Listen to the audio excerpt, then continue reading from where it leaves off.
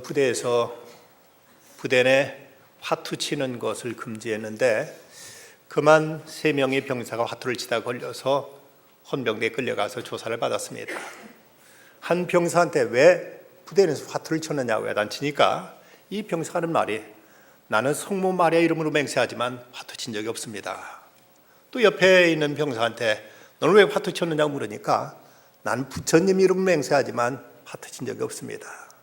또 3번째 병사한테 물었습니다. 그랬더니 3번째 병사가 대답하는 말이 화투는 혼자는 칠 수 없습니다 라고 이렇게 대답하더랍니다. 그래서 혼자 칠 수 있는 건지 없는 건지는 모르겠습니다만은 혼자 칠 수 있다고 해도 별 재미는 없을 것 같습니다. 운동 경기 가운데 함께 더불어 할 수 있는 운동이 있고 혼자서도 할 수 있는 운동이 있습니다. 대개 육상 경기는 혼자서도 얼마나 할 수 있지만 대체로 구기는 혼자는 못하는 것이 일반적인 운동의 모습들입니다. 그런데 구기 가운데 혼자도 하고 또 함께도 할 수 있는 운동이 있는데 그건 바로 볼링입니다. 이 볼링은 핀을 세워놓고 혼자 이 볼을 굴려서 다 넘어뜨리기도 하고 또는 팀을 짜서 서로 리그로 경쟁할 수도 있습니다. 미국 하버드 대학교 로버트 파트넘 교수는 나 홀로 볼링 언론이라는 유명한 책을 썼습니다. 이분은 이 책에서 말하기를 인기 있는 스포츠인 볼링을 치는 사람은 더욱 늘고 있지만 리그 볼링에 가입하는 사람들은 줄어들어서 나 홀로 볼링을 치는 사람들이 많아지고 있다. 그러면 그 이유에 대해서 시간과 경제적인 압박, 잦은 이사와 도시의 외곽 팽창, 텔레비전을 비롯한 기술과 매스미디어, 맞벌이 부부, 또 도시의 팽창으로 인한 장거리 출퇴근, 시민적 불참 등의 여러 가지 요소를 언급하면서 가장 중요한 요인으로는 세대 교체를 들고 있습니다. 현재 미국 사회에서 2차 세계대전을 경험했던 모든 사회활동에 적극 참여했던 세대들은 모두 다 나이가 들어서 세상을 떠났고 그 뒤를 이은 베이비붐 세대 또는 X세대들, 이들은 개인주의와 물질주의와 그런 가치관으로 인해서 점점 공동체에 참여하는 이런 현상이 급격하게 줄어들고 있다고 이렇게 말하고 있습니다. 그러면서 이 파트넘 교수는 미국 공동체가 깨어지고 있는 걸 조사하기 위해서 지난 25년간 무려 50만 명을 인터뷰한 끝에 그는 미국 사회 친목회, 소그룹, 클럽 미팅에 참석하는 사람들 숫자가 무려 58%나 줄었고 또 가족 간의 저녁 식사를 하는 이런 프로테이지도 33%가 줄었다. 그리고 가까운 친구와 대화를 하는 이런 비율도 45%나 감소했다고 이렇게 말하고 있습니다. 이처럼 공동체가 깨어지게 되면 인간관계가 만들어놓은 사회 자본은 매년 10%씩 감소하게 된다고 이런 말을 하고 있습니다. 그러면 더욱 충격적인 이야기는 만약 당시 작은 공동체에 소속되어 있다면 내년도 다음에 사망할 확률은 절반으로 줄어든다.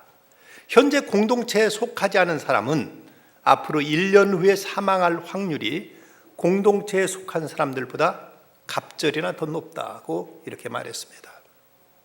함께 어울리며 살아가는 사람이 혼자 고독하게 살아가는 사람보다 내년도에 죽을 확률이 절반밖에 되지 않고 아무데도 소속되지 않고 홀로 도를 지내면은 내년도에 죽을 확률이 함께 참여하는 사람보다 곱절이 더 높다는 이런 얘기를 합니다. 그러면서 하루 10분간 친밀한 대화를 나누면 사회 자본을 10% 이상씩 증가시킬 수 있다고 말합니다. 우리나라가 지난 한참 경제가 발전되던 때는 1년에 9%, 10% 경제가 성장해 왔습니다.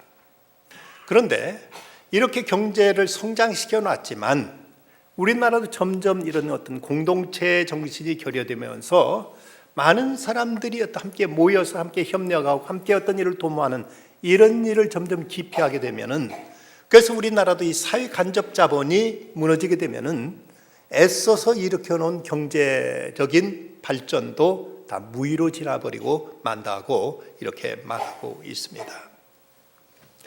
요즘 성공학과 관련해서 강조하고 있는 이야기 가운데 하나가 소위 공존지수라는 것이 있습니다. 네트워크 퀘스천 들어서 이제 함께 사는 사람들과 관계를 얼마나 잘 운영할 수 있느냐는 능력을 지는 지수입니다. 이전에 우리가 IQ라든지 또는 EQ라든지 또는 SQ라든지 뭐 이런 얘기들을 많이 해서 지능지수가 얼마나 높은가, 감성지수가 얼마나 높은가, 또 영성지수가 높은가를 많이 사람들 관심 가졌지만 이 시대는 소위 네트워크, 사람들과 얼마만큼 공존하는데 여기에 자연스러우냐가 그 사람의 성공 여부에서 결정적인 역할을 이제 영향을 미친다고 말하고 있습니다. 그런데 오늘날 한국의 기독교도 개인주의 팽배 또 기독교에 대한 사회 언론의 비난으로 인해서 스스로는 그리스도인이라 자처하면서도 그러면서 교회 출석을 멈추고 있는 소위 가난안 교인들이 점점 늘어나고 있습니다. 가난안 교인이라면 가나안을 거꾸로 하면 안 나가가 돼서 교회 안 나가는 교인들이 점차 늘어나고 있다는 사실입니다. 지난 1990년대까지만 해도 한국의 크리스천 숫자를 1,000만 명 내지는 많게 잡아서 1,200만 명까지 보았습니다. 그런데 근래 800만이 넘지 않을 것이라고 보고 있습니다. 그 이유가 어디 있는가? 교회를 떠난 이들 가운데도 나름대로는 개인적으로 신앙을 가지고 있다. 자기도 그리스도인이라고 자처하지만 공동체 함께 참여하지 않음으로 인해서 급격하게 한국 교회는 그 힘을 잃어가고 있는 것입니다. 우리가 교회에 출석하지 않고 교회 생활하지 않으면 안 될 몇 가지 이유가 있습니다. 그 첫째는 우리가 이 공동체에 참여하지 않으면 우리들이 신앙의 성장을 이룰 수 없다는 것입니다. 성숙이란 언제나 관계 속에서만 이루어지는 것인데 하나님과의 관계 또 성도와 이웃과의 관계가 이걸 통해서 우리들의 믿음이 인격과 우리들의 신앙의 성장해 나가는 건데 홀로 고고하게 따로 이제 떨어져 있으면은 이래서는 결코 신앙의 성장은 이루어질 수 없다는 것이죠. 요즘이야 뭐 다들 한 집집마다 하나나 둘밖에 자녀를 낳지 않기 때문에 뭐 외아들, 외동딸 이런 말이 뭐 새삼스러울 것도 없습니다만은 예전에는 자녀를 몇씩 낳던 때는 그 외동딸이나 외아들한테 시집장가 보내는 것을 부모들은 꺼려했습니다. 자식들은 형제들끼리 서로 다투고 싸우면서 그러면서 인격이 서로 이제 성장하게 되고 그러면서 어떤 포용하는 마음을 갖게 되고 다른 사람에 대해서 배려하는 마음을 갖게 되는데 외동딸이나 외동아들로 자라다 보면 오냐오냐하고 부모의 사랑만 받다 보니까 전혀 다른 사람하고 어울릴 줄 모르고 다른 사람에 대해 배려할 줄 모르는 이런 이제 그 자기 왕자병, 공주병에 걸려서 이 결혼 생활도 쉽지 않지 않느냐 하는 이런 우려 때문에 옛날 어른들은 이런 외아들이나 외동딸에 대해서 이제 썩 그렇게 반기하지 않았습니다. 이 시대는 모두 다 그렇게 돼버리다 보니까 가정 생활도 부부 생활도 점점 어려워지고 있는 것이 아닌가 생각됩니다. 그러면 또 하나 우리가 이제 이 공동체로 함께하지 않으면 마귀의 공격에 대해서 승리할 수가 없습니다. 너희 대적 마귀가 우는 사자같이 두루 다니며 삼킬 자를 찾는다고 이렇게 말씀했는데 마귀가 우리를 공격해 올 때 나 혼자 힘만으로는 이것을 이겨내거나 이것을 막아낼 수가 없습니다. 더불어 함께 성도가 같이 연합해서 기도하고 함께 서로를 붙들어주고 지켜줄 때 여기서 승리할 수 있는 것이지 자기 혼자 독립적으로 있다 보면 쉽게 마귀의 공격에 노출되고 여기에 그의 먹이가 되고 만다는 사실입니다.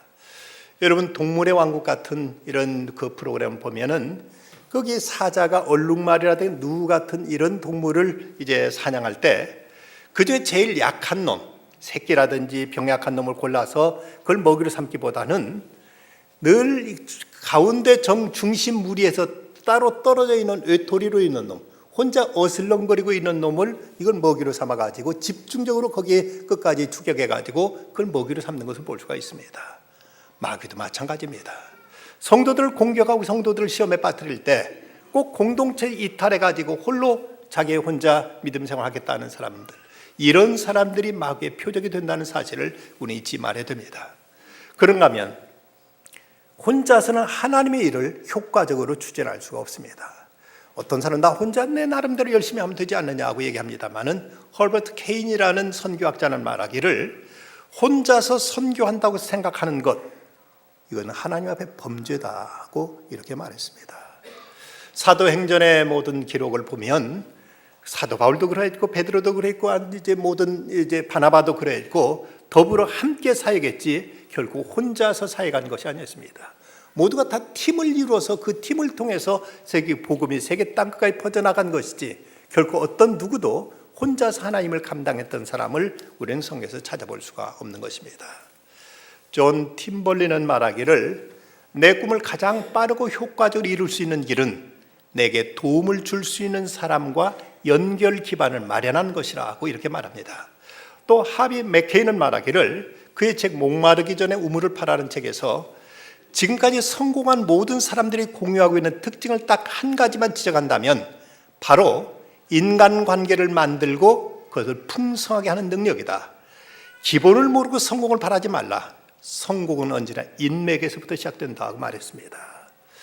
여러분, 기차표 하나 사고 비행기표 하나 예약하고 호텔 잡고 또 심지어 병원 입원하는데도 아는 사람이 있는 사람과 아는 사람이 전혀 없는 사람과는 그 과정에서 전혀 다르게 나타납니다. 누군가 그 분야에 아는 사람이 있으면 이런 인맥을 갖춰놓고 있으면 어떤 일이나 수월하게 할 수 있는데 아무런 사전에 인맥이 없다 보면 모든 일이 다 생소하고 모든 일이 다 서툴고 모든 일이 다 어려울 수밖에 없는 것입니다. 세상 일을 하는 데 있어서도 인맥이 있도록 중요하다면 신앙생활하는 데 있어서도 성도의 교제 없이는 결코 나 혼자는 이 신앙생활은 불가능하다는 것을 우리는 알아야 됩니다.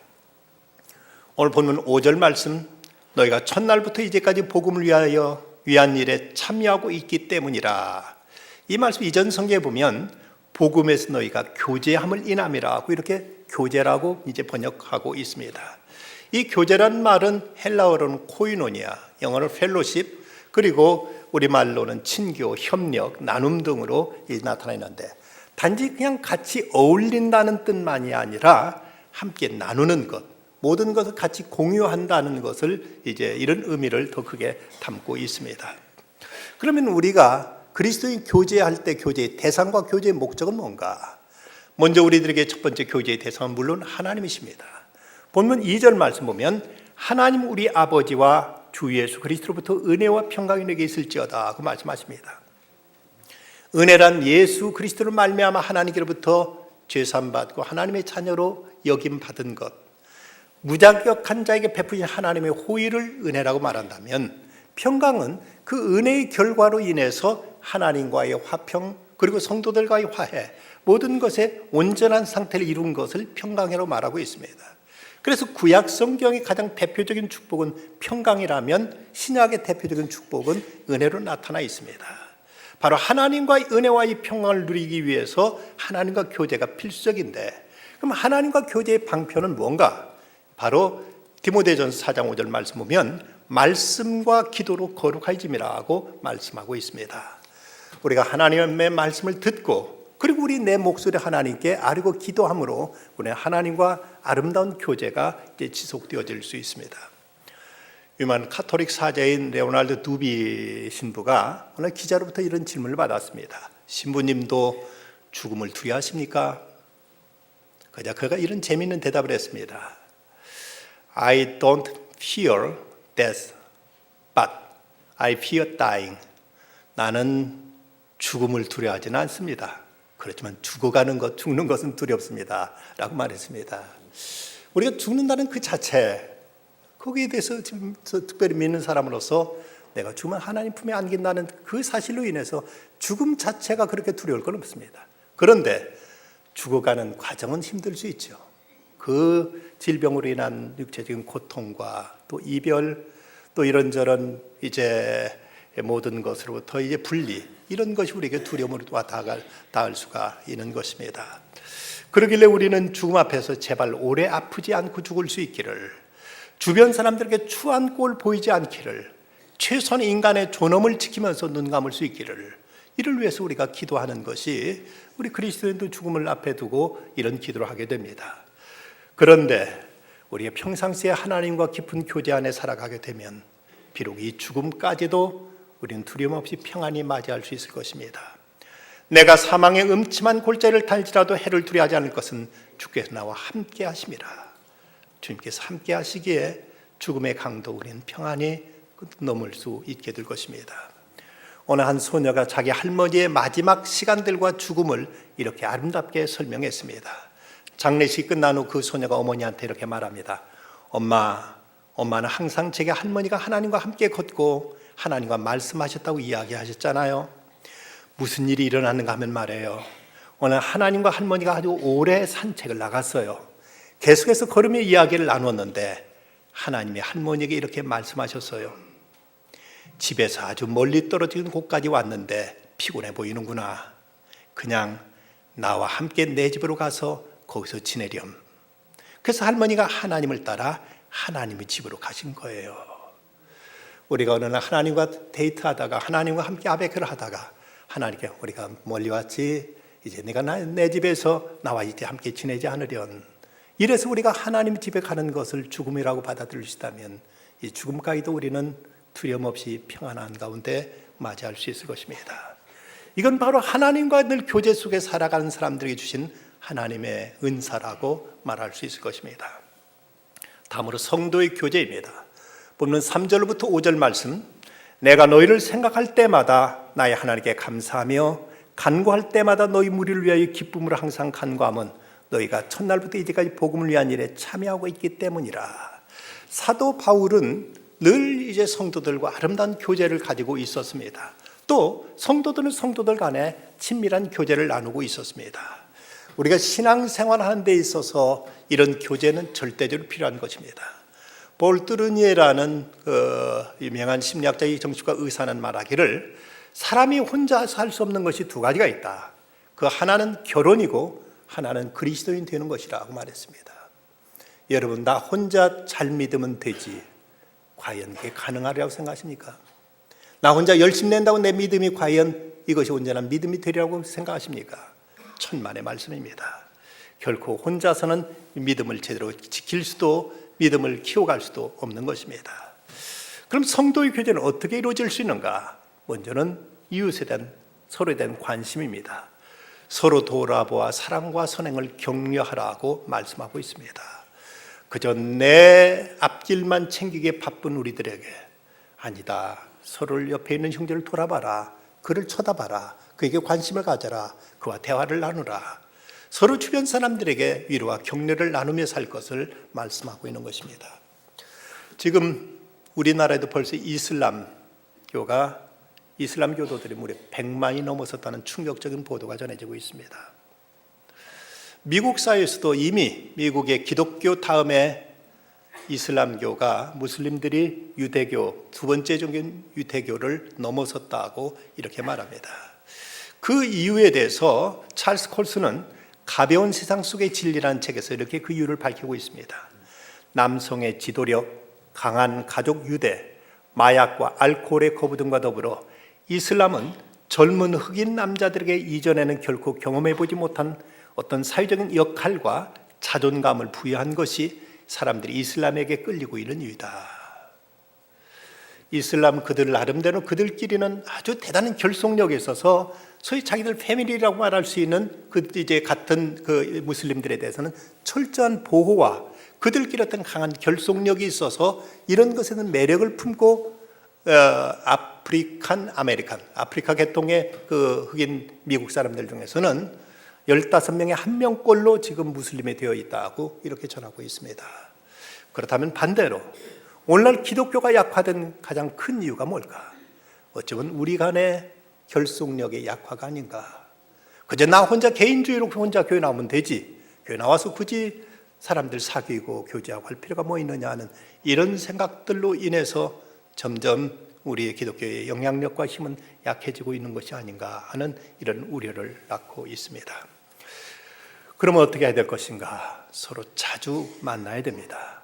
모이기를 피하는 어떤 사람들의 습관과 같이 하지 말고 오직 권하여 그날이 가까운 볼수록 더욱 그리하자고 말씀하십니다. 서양 속담에 눈 밖에 나면 마음 밖에 난다는 말이 있습니다. Out of sight, out of mind. 눈 밖에 나면 마음 밖에 난다. 아무리 친한 사람도 자주 만나지 않으면 소원해지고, 비록 멀었던 사람도 자주 만나다 보면 함께 정이 들고 그러면서 가까워지기 마련입니다. 어떤 남자가 한 여자를 짝사랑해가지고 그 여자에게 매일 2년 동안 무려 편지를 700통이나 보냈습니다. 2년이 지난 후 그 여자의 마음이 감동되어서 드디어 결혼을 했습니다. 그런데 누가 결혼했는가? 그 편지를 배달해준 우편 배달부하고 결혼했다는 것입니다. 만나야 정이 드는 것이 만나지 않고는 결국 어떤 경우도 온전한 사랑이 이루어지기 어려운 것입니다. 성도들 간에도 자주 만나는 우리들의 교제가 절대적으로 필요합니다. 그런가 하면 서로 나누는 삶을 살아야 됩니다. 오직 선을 행함과 서로 나눠주기를 잊지 말라. 하나님이 이 같은 제사를 기뻐하신다고 말씀하셨습니다. 그런데 우리가 나눈다면 내게 있는 그 무엇인가를 저 사람에게 주는 것만 생각하기 쉽습니다만은 이것보다 더 소중한 것이 있다면 내게 있는 부를 나눠주기보다 저 사람의 가난을, 저 사람의 아픔을 함께 나누는 것이 훨씬 더 교제를 돈독히 할 수 있는 이런 끈이 된다는 것을 우리는 알아야 됩니다. 세 번째로 우리는 하나님의 사역을 위한 사역자와의 교제를 생각할 수 있습니다. 바울은 본문 7절에서 이렇게 말씀합니다. 내가 너희 무리를 위하여 이와 같이 생각하는 것이 마땅하니 이는 너희가 내 마음에 있음이며 나의 매임과 복음을 변명함과 확정함에 너희가 다 나와 함께 은혜에 참여한 자가 되리라. 사도 바울의 그 복음 사역에 있어서 이 빌립보 교회 성도들, 저들은 끝까지 함께하면서 그 사역에 늘 힘이 되었고 위로가 되었고 그에게 큰 보탬이 되었던 것입니다. 그래서 바울은 그것이 얼마나 고마운지, 내가 얼마나 너희들을 사모하는지, 내 심장을 얼마나 너희를 사모하는지 하나님이 내 증인이시라. 내가 너희들의 봉사와 너희들의 그 믿음 위에 내 자신을 전제로 드릴지라도, 내 모든 피를 쏟아서 하나님 앞에 제물로 바칠지라도 너희들을 위해서라면 나는 하나님 앞에 기뻐하고 기뻐하겠다 하고 이렇게 늘 그 고마움을, 그 감사를 잊지 못했던 것입니다. 얼마나 바울의 사역에 빌립보 교회 성도들은 늘 힘이 되었고 위로가 되었고 그에게 항상 동역자로서 같이 해줬는지, 그 사실로 인해 바울은 말할 수 없는 감격과 고마움으로 인해서 늘 기뻐했던 것입니다. 우리가 사역자와의 교제는 어떻게 이루어질 수 있는가? 먼저는 사역자를 위한 중보 기도입니다. 사도 바울은 에베소 교회를 향해서 이렇게 편지합니다. 또 나를 위하여 구할 것은 내게 말씀을 주사 나로 입을 열어 복음의 비밀을 담대히 알리게 하옵소서 할 것이니, 사도 바울이 그렇게 대단한 설교자로서 또 복음 전도자로서 사역할 수 있었던 것은 그가 그로 지금 부탁하고 있는 것처럼 나를 위해서 기도해다오. 그래서 나로 하여금 담대히 하나님 말씀을 전할 수 있도록 나를 위해 기도해달라고 이렇게 부탁하고 있습니다. 지금 이 시간에도 이 예배를 위해서 지금 중보 기도하고 있는 권사님들이 계십니다. 늘 예배 시간마다 당번을 정해서 지금 예배를 위해 기도하기 때문에 우리가 이렇게 하나님 앞에 은혜 가운데 예배를 드릴 수 있는 이유도 바로 거기 있다고 생각됩니다. 사역자를 위해서 기도로 함께 동참하고 위해서 협력하는 것, 이것이 대단히 중요합니다. 스펄전 목사님은 말하기를 나의 목회 원동력은 나를 위해 기도해 줬던 성도들의 그 중보 기도 덕분이라고 이렇게 고백한 적이 있습니다. 또 하나는 복음 사역에 협력하는 것입니다. 본 5절 말씀, 너희가 첫날부터 이제까지 복음을 위한 일에 참여하고 있기 때문이라. 바로 그토록 엄청난 사역을 할 수 있었던 것은 그 사역에 성도들이 함께 동참하고 함께 후원하고 협력하고 같이 동역했기 때문에 이런 놀라운 일들이 가능할 수 있었습니다. 제가 안양에서 교회를 개척하고 있을 때 연초에 재직 수련을 하고 있는데 한 집사님이 제가 와서 목사님, 교회 필요한 것도 없습니까? 왜요? 아니 제가 좀 하나 좀 해놨으면 하고요. 그때 교회를 막 시작했던 지 얼마 안 되던 때라서 교육관에 피아노는 없이 그냥 그 낡은 오르간, 그냥 풍금이 하나 있었습니다. 그래서 저 교육관에 오르간 전자 피아노가 한 대 있었으면 좋겠는데요. 그럼 제가 하죠. 근데 자기 돈도 없는데 카드 가지고 가서 이것을 끊어서 전자 오르간을 전자 피아노를 한 대 그분이 기증하셨습니다. 너무 고마워 감사했는데 나중에 그분이 그런 얘기를 털어놓으시는 겁니다. 교회에서 재직쌤이나 재직수련을 하는데 목사님 왠지 너무 지쳐 보이고 힘들어 보여서 어떻게 목사님이 힘 좀 나게 할 수 없을까? 목사님 어떻게 취업시킬 수 없을까? 하고 생각하다 교회 뭔가 필요한 걸 하면 목사님이 힘나겠다. 그래서 저한테 그 얘기를 꺼냈다는 겁니다. 그 마음이 얼마나 고맙고 감사하던지요. 어쨌든 하나님의 사역을 하면서 함께 힘이 되고 함께 격려가 되고 함께 같이 손맞잡고 일을 이제 성사시키기 위해서 힘내가는 이 모습이 그토록 귀하고 고마울 수가 없었습니다. 미국의 일간지 레코드지의 러커즈 대학의 아이들러 교수와 예일 대학의 카슬 교수는 신앙인과 비신앙인의 건강에 미치는 차이에 대한 연구 결과를 보도한 적이 있습니다.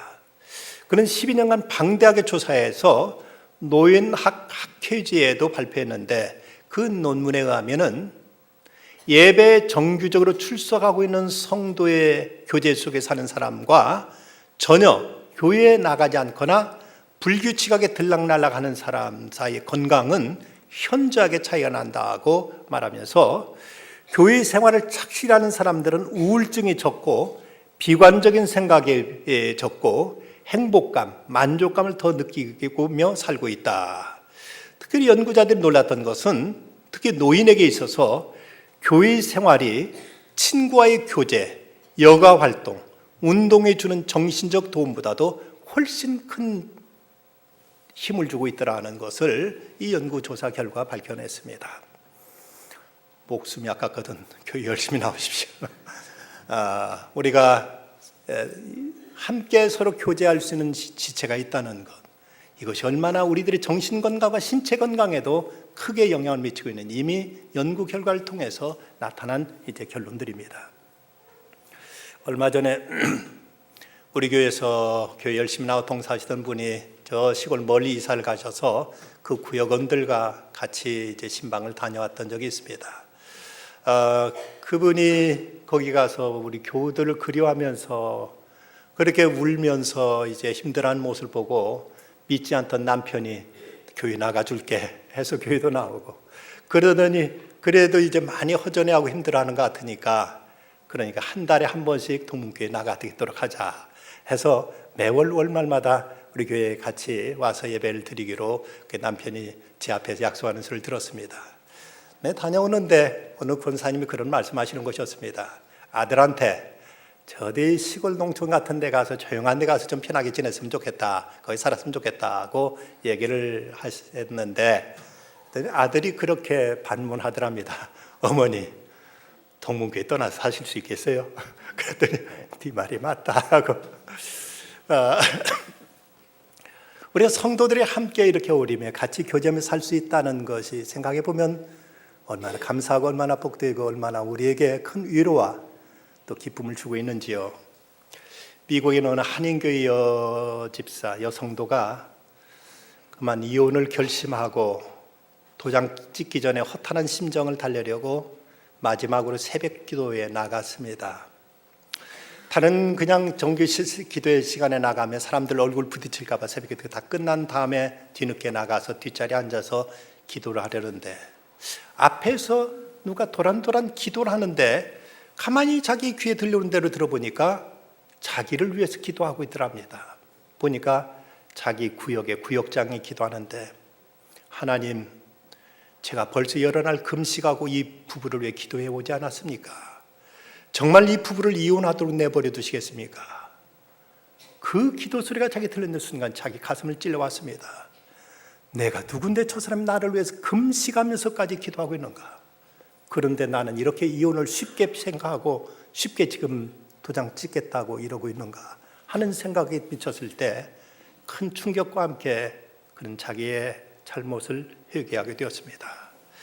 그 마음을 돌이키고 눈물로 회개한 다음 결심하고 집에 돌아 남편과 화해하고 이제는 잘 살고 있다고 합니다. 이것이 교회의 모습이요 교회의 존재 이유입니다. 우리가 교회를 가까이 하여 교회 생활을 지켜나가다 보면 그 교회가 우리의 행복도 가정의 안정도 우리 영혼의 생명도 지켜줄 것입니다. 오늘 구약의 말씀, 보라 형제가 연합하여 동감이 어찌 그리 선하고 아름다운고. 하나님 보시기에 서로 다투고 싸우고 갈라서고 흩어지는 세상 속에서도 성도들끼리 서로 연합해서 아름답게 교제하며 사랑하면서 섬기에 살아가는 모습이 어찌 그리 선하고 아름다운가. 세상이 이렇게 아름답고 복된 일이 있겠는가 하고 성경 말씀하십니다.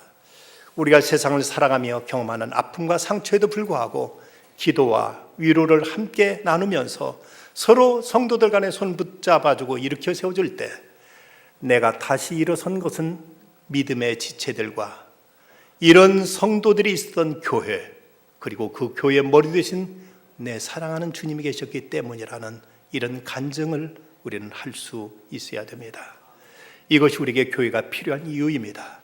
말씀과 기도를 통해 우리 주님과 교제하고 성도들 간의 따뜻한 관심과 사랑으로 하나가 되고 하나님의 사역을 위해서 서로 손 맞잡고 같이 일하게 될 때 이런 가운데 하나님의 말할 수 없는 위로와 소망과 주님의 은총은 우리 가운데 더욱 풍성하게 될 것입니다. 기도하십시다. 거룩하신 하나님, 오늘도 이렇게 나와서 함께 예배드릴 수 있는 성도가 있음을 인하여 주 앞에 감사를 드립니다.